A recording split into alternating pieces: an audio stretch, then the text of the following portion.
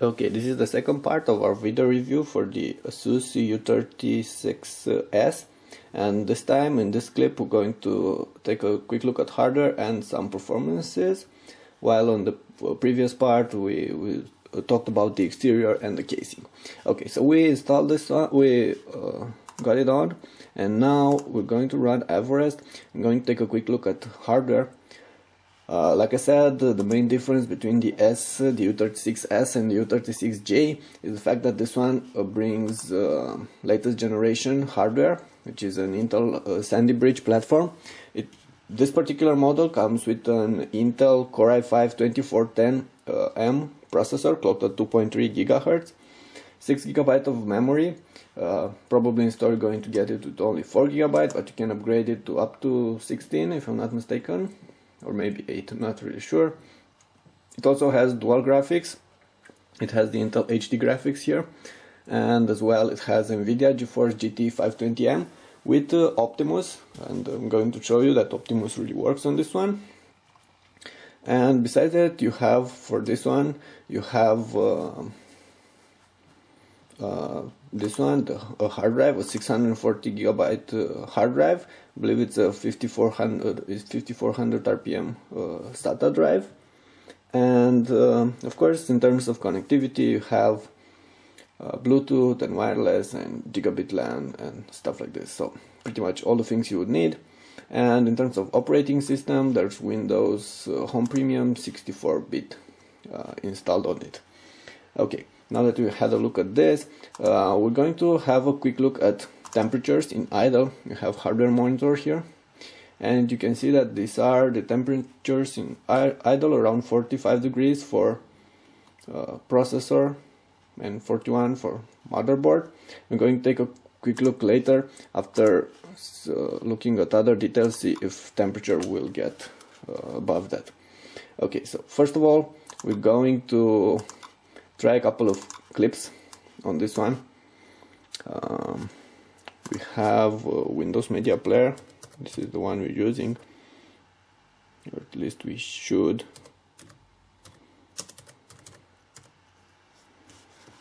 Okay. Nah, never mind. We didn't install Windows Media Player Classic, but you can actually run this with. Okay, no. You can run this with pretty much every software. This content, for instance, this is a clip of me. It's an MTS 720p clip. I'm not going to look at this, but this is a 1080p MTS clip. What's different about this device is that it comes. You can see that it works very nice, and you can easily go around. This is a clip straight from the camera. Also, we have an MKV, 40 megabits MKV. We're going to see if this one works. Seems like it doesn't because we didn't install the proper.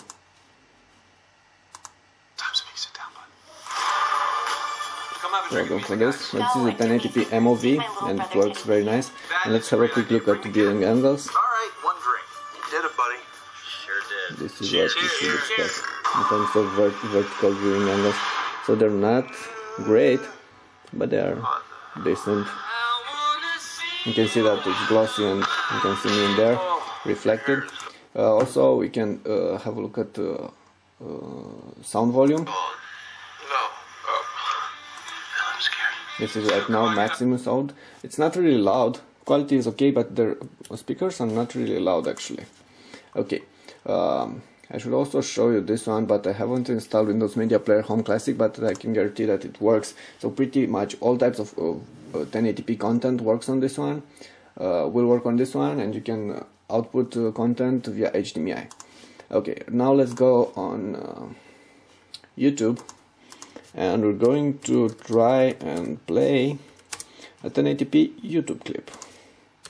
And there's this trailer I particularly run on netbooks and laptops, because this one, The Dark Knight, because it has 1080p. So this is right now 1080p. You can see how well it's running, and it's not skewing, and seeking works flawless.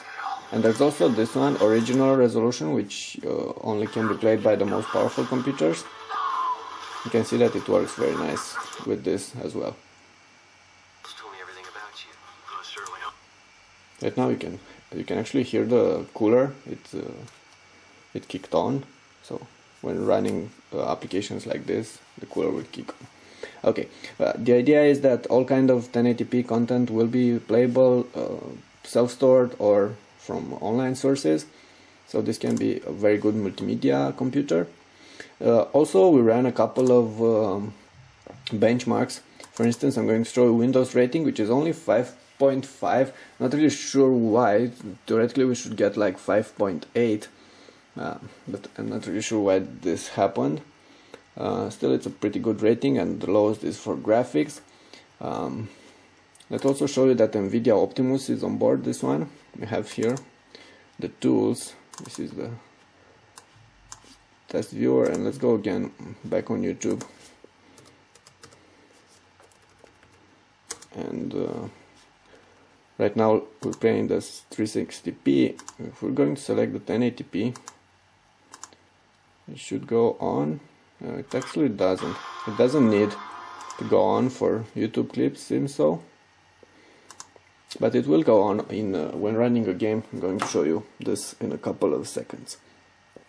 Okay, let's go ahead and try it. We're going to run Call of Duty Modern Warfare. And going to see how well this is going to run.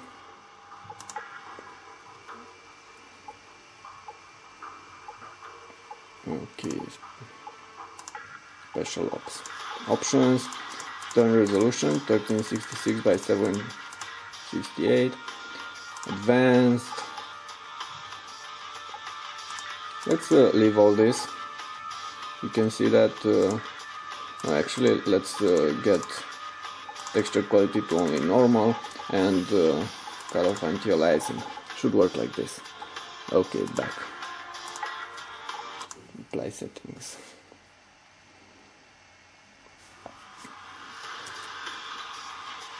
And right now you can see that the NVIDIA GPU is on.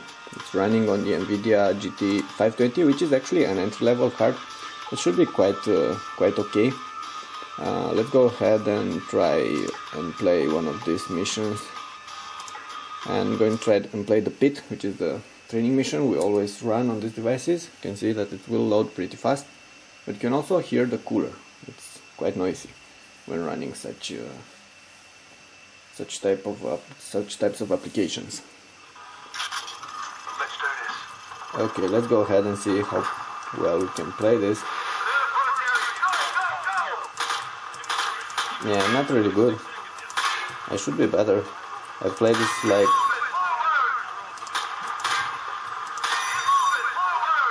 tens of times before.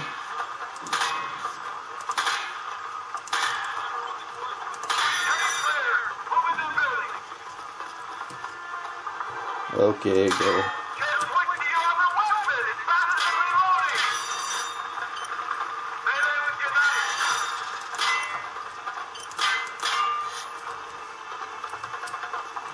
Let's go ahead and see. Okay, missed it up. Okay, but however, the idea is that this mission is actually playable, and I'm going to try another mission which is a little bit more complicated, which is this one, and let's see if we can play this one as well.